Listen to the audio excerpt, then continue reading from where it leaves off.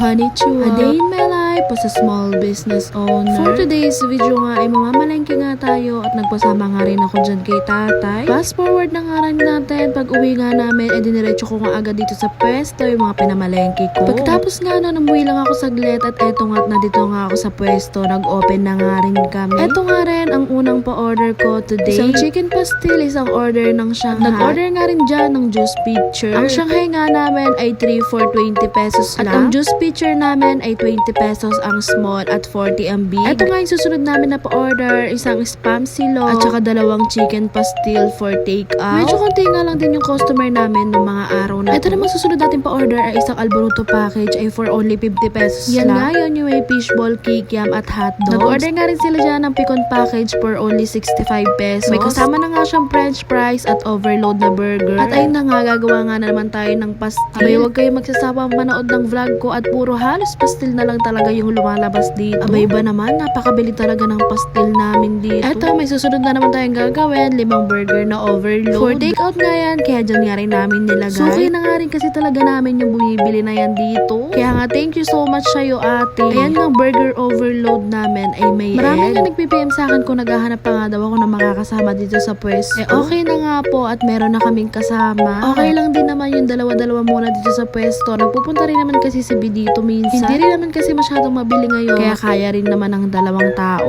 Tumaan nga rin pala sila tatay ko dito. Galing pa nga sa Balok. At magbababa nga sila dito ng bigas. Kailangan ko kasi talaga ng bigas dito sa pwesto para hindi na nga rin ako bumibili ng kilo-kilo. Sa mga gusto nga bumili ng bigas ay i-PM nyo nga lang din ako at meron nga sasabihin ko sa tita ko. Hindi nga rin makalakad si tatay dyan. Iika-ika na naman kaya si B na nga rin yung kumuha ng bigas. Marami na rin talagang sugar yung tita ko sa mga bigas pwede nga. Pwede ka nga kumuha monthly or weekly. Ganun. Pagkatapos nga na na nga at paalis na nga ang itay. Napakasakit nga doon ang paa niya dyan kaya ganyan nga yung itsura. Kahilig kasi kumain ng bawal. Diyos may marimar. Oh, wala na namang iba. Oo, pastil na naman yan nakikita mo be. May nag-take out 3. At nung kinagabihan na nga eto na nga yung pa-order namin. Isang ang maski alin. Ayan ngang maski alin namin ay 170 pesos lang. May kasama na nga rin yon na juice pitcher. O eto, meron nga na naman tayong pa-order na pastil. Magbabarkada nga sila at nagpunta nga sila dito sa pwesto para kumain. Ayan nga sila, kumakain nga sila dyan and thank you so much sa inyo. Habang kumakain nga sila, tinawag ko nga si B para nga rin isalin yung bigas. Hindi nga rin pala kasya dyan yung isang sakong bigas sa balde na yan. Kaya tinabi nga rin namin yung sumobra. Dito nga ay wala na nga rin masyadong bumibili kaya magsasarado na nga rin kami. Sasabay-sabay nga din kasi talaga yung mga customer namin kapag hapon na nga. Hindi na nga rin nagtagal, nagsara na nga rin ako ng pwesto at eto nga, umuwi na nga rin ako sa bahay. Hanggang dito na nga lang po ulit. Thank you so much po sa inyong lahat. Ingat po kayo palagi.